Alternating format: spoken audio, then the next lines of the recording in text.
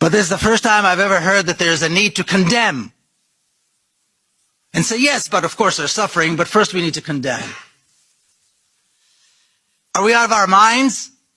Condemning the resistance of the people who are being oppressed and killed, subjected to genocide for 75 years? Are we out of our minds? Are we out of our minds? Are we outside of our minds when we let this ridiculous narrative take hold and spread and then participate in it, nodding our heads like sheep? Oh, and by the way, yes, there's a genocide going on and it's terrible. But first we have to condemn the Palestinians who dare to stand up. Palestinians who have shown an ability to sacrifice and amounts of courage that, as far as I can remember, are unprecedented, facing this horrific, horrific oppression.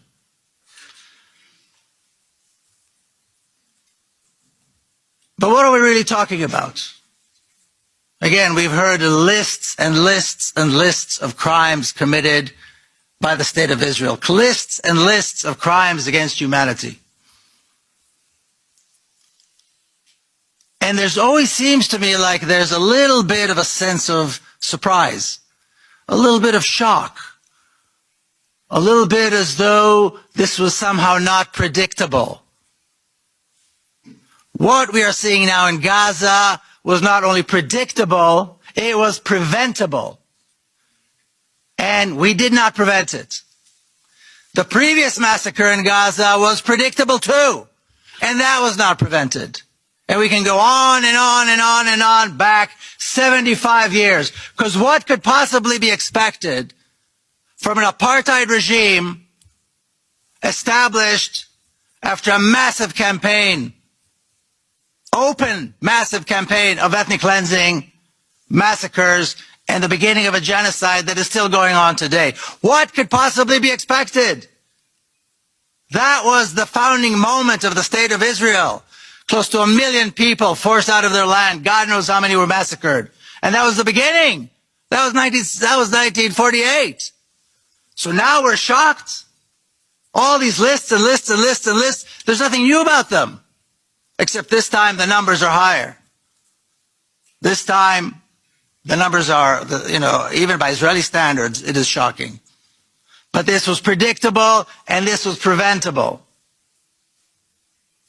And every time something happens, we rise, we protest, we demand, and we forget. Instead of standing there and demanding an end, an absolute end to the oppression and the killing of Palestinians, an end to it. Not a ceasefire to it, an end to it. A political solution that will guarantee the lives, the security, the safety of Palestinians. That has never been discussed. I don't recall it ever being discussed. That guarantees need to be put in place. Guarantees need to be put in place for the life and security and the safety of Palestinians, because Palestinians have been living in a state of terror for 75 years. Not just now, but for 75 years living in a state of terror, whether they're in the West Bank, whether they're in the Gaza Strip, whether they're citizens of the State of Israel or so-called citizens. They have been living in a state of terror, and they still do today. Granted, the level of terror has increased since October the 7th.